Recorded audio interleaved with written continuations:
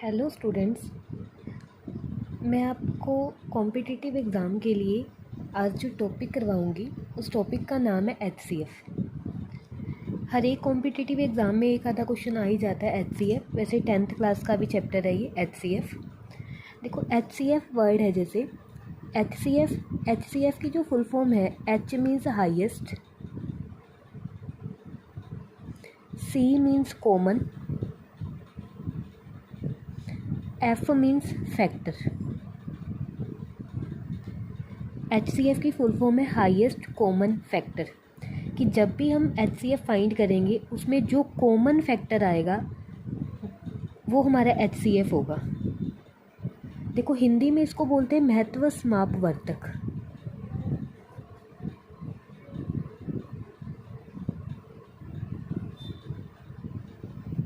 महत्व समापवर्तक। वैसे फैक्टर का मीनिंग होता है गुणनखंड। कॉमन मीन्स साझा, मतलब जो हमारा कॉमन साझा सेम गुणनखंड आएगा वो हमारा HCF होगा। HCF फाइंड करने के लिए हम दो मेथड यूज़ करेंगे। फर्स्ट मेथड है हमारा यूक्लिड डिवीज़न।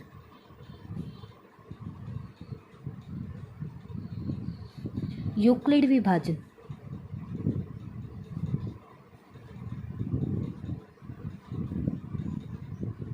दूसरा मेथड है हमारा prime factorisation.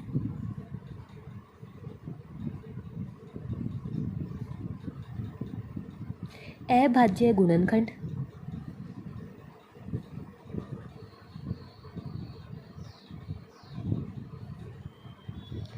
Euclid division method के अंदर हम एक डिवाइड यूज़ करेंगे, उस डिवाइड के थ्रू HCF फाइंड करेंगे। उस डिवाइड में एक फॉर्मूला भी हम यूज़ करेंगे यूक्लिड डिवीज़न में, dividend is equal to divisor into quotient plus reminder.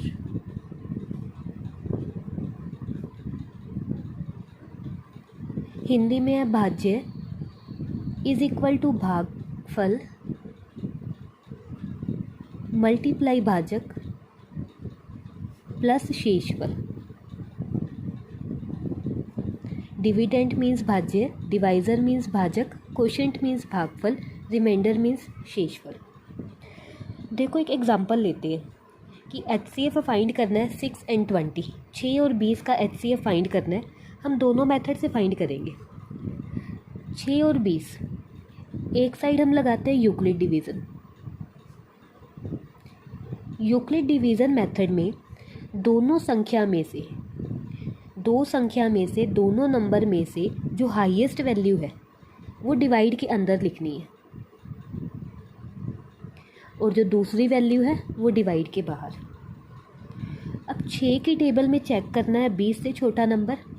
6 कम 6, 6 दूनी 12, 6 तिया 18, 6 चौके 24, 18 आ गया 20 से छोटा नंबर। 6 तिया 18, 3, 18, 20 माइनस 18 करेंगे 2 आएगा।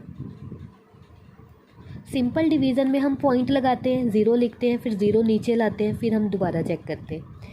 यूक्लिड डिवीज़न में जैसे ही हमारे पास एक शेषफल आ गया, वहाँ हमने एक डिवाइड का साइन लगाना है, भाग का निशान लगाना है। जो संख्या ऊपर बाहर है वो डिवाइड के अंदर लिखनी है। अब 2 की टेबल में चेक करना है 6 कौन से नंबर पे आएगा। 2, 2 एकम 2, 2 दूनी 4, 2 तिया 6, 6 तीसरे नंबर पे आएगा। 2 तिया 6, 6 माइनस 6 करेंगे 0। ये डिवाइड तब तक करनी है जब तक हमें ज़ीरो ना मिल जाए। वैसे अगर हम कॉम्पिटिटिव एग्ज़ाम के लिए करते हैं तो हम शॉर्टकट में ही देखेंगे कि जहाँ हमें ज़ीरो मिल गया, क्योंकि हमें टाइम बचाना होता है ना, तो हम शॉर्टकट देखेंगे कि जहाँ हमें ज़ीरो मिल गया फिर हमें चेक करना है कि उस ज़ीरो से ऊपर डिवाइड में बाहर कौन सी संख्या है, 2। यही हमारा HCF है।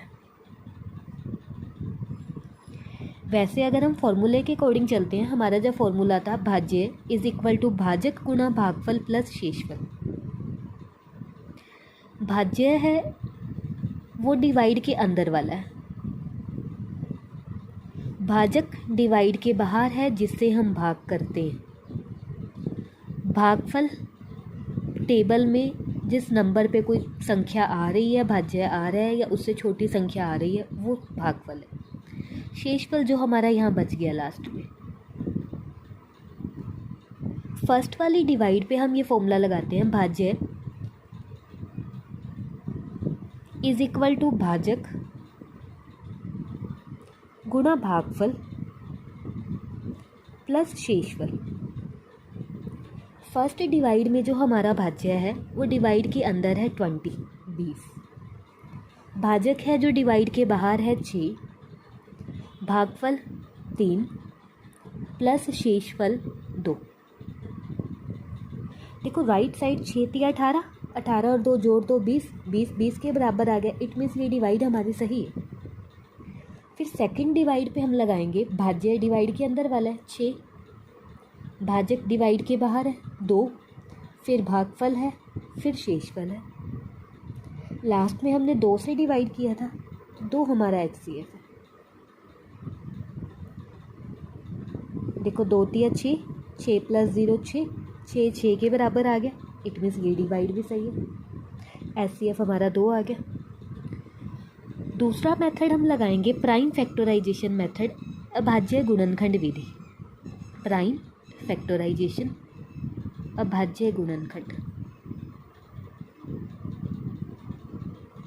PF की फुल फॉर्म है प्राइम फैक्टराइजेशन। अभाज्य गुणनखंड विधि में एक साइड हम 6 लिखेंगे, एक साइड हम 20 लिखेंगे।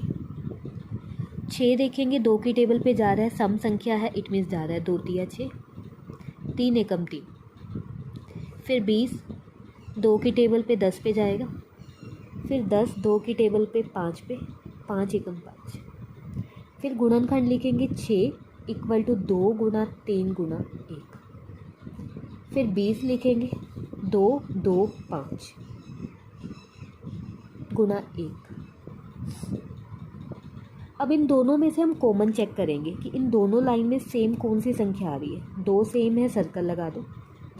1 सेम है, HCF 6 और 20 का जो HCF है वो इक्वल है। जो संख्या सेम है 2 एक बार ही लिखना है, 1 भी एक बार लिखना है। 2 एकम 2, इट मीन्स HCF आ गया 2।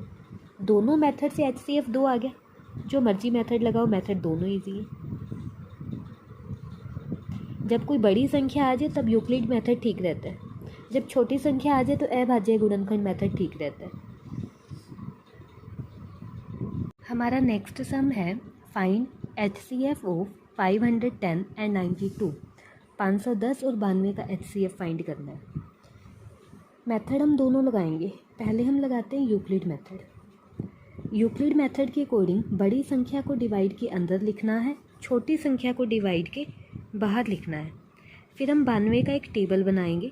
92 एकम 92, 92 की टेबल पे 2 पे आएगा 184, 3 पे आएगा 276, 4 पे आएगा 368, 5 पे आएगा 460 एंड 6 पे आएगा 552। 5 पे 460 आ गया ना, 510 से छोटा। अब इन दोनों को माइनस करेंगे, 50 आएगा। फिर 92 डिवाइड के अंदर 50 की टेबल पे 92 से छोटा, 50 से कम 50, इन दोनों को माइनस करेंगे, 42 आएगा। फिर 50 डिवाइड के अंदर 42 से कम 42, इन दोनों को माइनस करेंगे, 8 आएगा।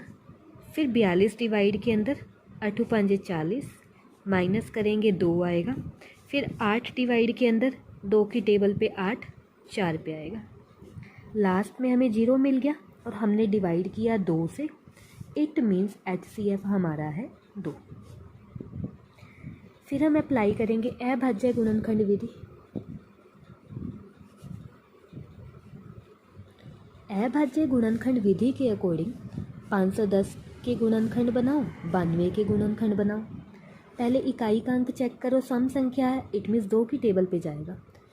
2 की टेबल पे आप इसको डिवाइड करके चेक कर सकते हो कि कौन से नंबर पे जाएगा। 2 की टेबल पे 2 दूनी 4, 2 5 10, 255 नंबर पे जाएगा। नहीं तो आप डिवाइड करके चेक कर लो। 2 दूनी 4, 1 11, 2 5 10, 11 में से 10 गया 1, 2 5 10, 255 पे गया।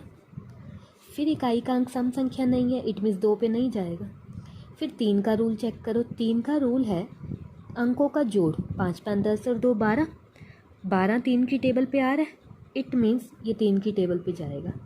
3 8 24, 25 में से 24 गया 1, फिर 15 बन गया, 3 5 15, 8 और 5 13, 3 पे नहीं जाएगा क्योंकि 13 3 की टेबल पे नहीं है। 4 का रूल है सम संख्या भी होनी चाहिए, और दूसरा ना इकाई और दहाई 2 अंकों से जो बनी संख्या है वो 4 की टेबल पे पूरी डिवाइड हो जाए। ये सम संख्या ही नहीं है, 4 पे जाएगा ही नहीं। फिर 5 का रूल है इकाई का अंक 5 आ जाए या 0 आ जाए। अब इकाई का अंक 5 है, ये 5 की टेबल पे जाएगा। आप डिवाइड करके चेक कर लेना, 17 नंबर पे जाएगा। 17 अपने अलावा किसी भी टेबल पे नहीं जाता, 1 पे जाएगा या 17 पे जाएगा। 92 में इकाई का अंक 2 है, 2 पे जाएगा। डिवाइड करोगे 92 को 2 से 46 आएगा। 46 में इकाई का अंक 2 है, 2 दूनी 4, 2 तिया 6। 23 अपने अलावा और 1 के अलावा किसी भी टेबल पे नहीं जाता, अभाज्य संख्या है। 23 एकम 23।